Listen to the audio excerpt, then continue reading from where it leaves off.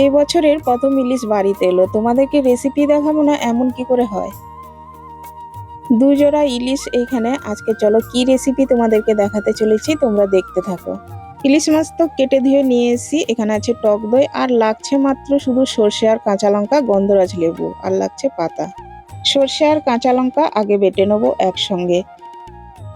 এটা বাটা হয়ে গেলে তারপরে আমি এটা ছেঁকে সর্ষের ছানটা আলাদা করে নেব।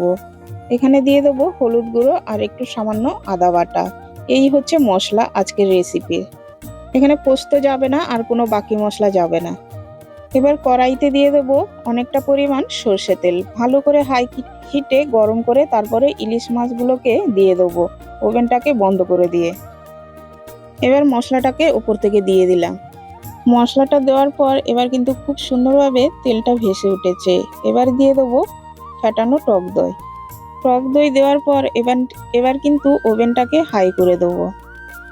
তোমরা দেখতেই পাচ্ছ চারিদিকে ফুটছে। এবার দিয়ে দেবো কাঁচা লঙ্কা আর পাকা লঙ্কা, আর দিয়ে দিলাম পরিমাণ মতো লবণ। লবণটা দেওয়ার পর ঢাকিয়ে দিলাম, 5 মিনিট ফুটিয়ে নেব। ঢাকনাটা খুলে দিয়ে দেবো গন্ধরাজ লেবুর পাতা আর দিয়ে দিলাম গন্ধরাজ লেবু।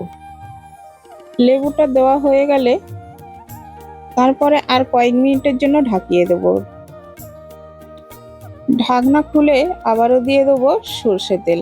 ইলিশ মাছ হবে, সর্ষে তেল হবে না এটা কিন্তু মানা যায় না। ইলিশ মাছের ওপরে তেল না ভাসলে ইলিশ মাছ দেখতেও সুন্দর লাগে না আর খেতেও ভালো লাগে না।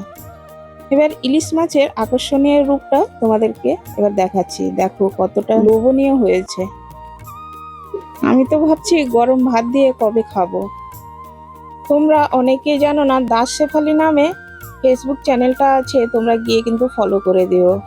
তোমাদের ভালোবাসায় আর একটু এগিয়ে যেতে পারবো। আবারও দেখা হবে তোমাদের সঙ্গে নতুন ভিডিওতে। সবাইকে টাটা।